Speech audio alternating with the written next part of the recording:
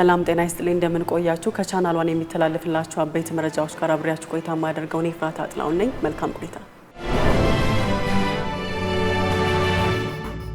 ለተከታታይ 5 ዓመታት የፕላቲኒየም ደረጃ ግብር ከፋይነታቸውን ላስቀጠሉ ግብር ከፋዮች የዲፕሎማቲክ ፓስፖርት እንዲሰጣቸው ተፈቅዷል። በሰባተኛው ዙሪያ ግብር ከፋዮች የወቅና መርሃ ግብር የታክስ አስተዳደሩን ያዘምናሉ የተባሉ ቴክኖሎጂዎች ይፋ ሆነዋል። የትምህርት ሚኒስቴር በ2018 የትምህርት ዘመን በተፈጥሮና ማህበራዊ ሳይንስ ትምህርት መስኮች 49.5 በመቶ በታች ያስመዘገቡና በሚኒስትሩ የወጡ መስፈርቶችን የሚያሟሉ ተማሪዎች የሬሜዳል ፕሮግራም ተጠቃሚ መሆናቸውን አስታውቋል።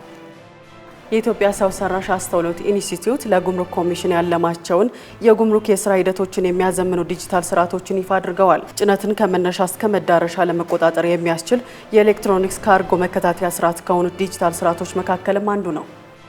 የኮንስትራክሽን ዘርፉን የሚያዘምንና ዘርፉን ግልጽ ያደርጋል የተባለለት አሰራር ይፋ ሆኗል። ይፋ የሆነው አሰራር ሁሉንም የኮንስትራክሽን ፕሮጀክቶችን ግልጽ የሚያደርግ ዘርፉን ወደ ኋላ ሲያስቀሩ የነበሩ ችግሮችን በአግባቡ ለመቅረፍ የሚያስችል መሆኑንም ተሰምቷል።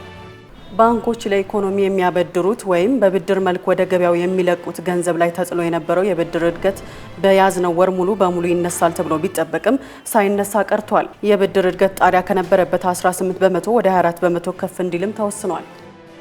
በዘመናዊ ቴክኖሎጂ አጠቃቀማችን ውስጥ ከአንድ ኮምፒውተር ወይም የስልክ መተግበሪያ ወደ ሌላኛው በፍጥነት መቀያየርና አብዝቶ መጠቀም ለሚሰማን የድካም ስሜት ዋነኛ ምክንያት መሆኑ ተነግሯል። ከቻናሏን አበይት መረጃዎች ጋር አብሬያችሁ ቆይታ ያደረኩትን ፍራታ አጥላሁን ነበርኩኝ።